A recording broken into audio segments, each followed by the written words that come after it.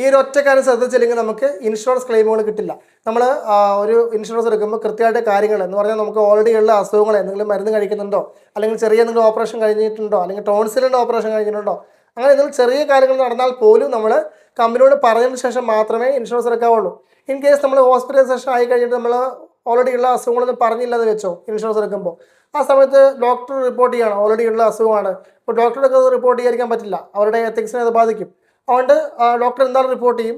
അപ്പോൾ company not ചെയ്യും already ഉള്ള അസുഖം നമ്മളോട് പറയാണ്ട് ഇൻഷുറൻസ് എടുത്തു, ഫ്രോഡാണെന്ന രീതിക്ക് മുദ്ര കുത്തി കഴിഞ്ഞാൽ നമ്മുടെ ഇൻഷുറൻസ് കമ്പനി റിജക്റ്റ് ചെയ്തെടുത്ത് കളയും. അതോടൊപ്പം വേറൊരു കമ്പനിയിലേക്ക് പോകാനുള്ള മീൻസ് വേറൊരു കമ്പനി നമ്മുടെ ഇൻഷുറൻസ് പുതിയതെടുക്കാനുള്ള ഒരു പോസിബിലിറ്റി അവിടെ കുറയും. അപ്പോൾ തീർച്ചയായിട്ടും കാര്യങ്ങൾ ജെന്യുവനായിട്ട് പറഞ്ഞതിന് ശേഷം മാത്രം ഇൻഷുറൻസ് എടുക്കുക. 3 വർഷം വെയിറ്റിംഗ് പീരീഡ് വന്നാലും കുഴപ്പമില്ല. ആഫ്റ്റർ 3 years നമ്മൾ സേഫ് ആണ്. അപ്പോൾ തീർച്ചയായിട്ടും ഒരു ഹെൽത്ത് ഇൻഷുറൻസ് ഒക്കെ എടുക്കാൻ വേണ്ടി പ്ലാൻ ചെയ്ത് നിൽക്കുന്ന ആൾക്കാരൊക്കെയാണ് നിങ്ങളെങ്കിൽ തീർച്ചയായിട്ടും ഞങ്ങൾക്ക് മെസ്സേജ് അയക്കുക. കാര്യങ്ങൾ കൃത്യമായിട്ട് നിങ്ങൾക്ക് പറഞ്ഞ് മനസ്സിലാക്കിയതിന് ശേഷം മാത്രമേ നമ്മൾ ഹെൽത്ത് ഇൻഷുറൻസ് തരികയുള്ളൂ. താങ്ക്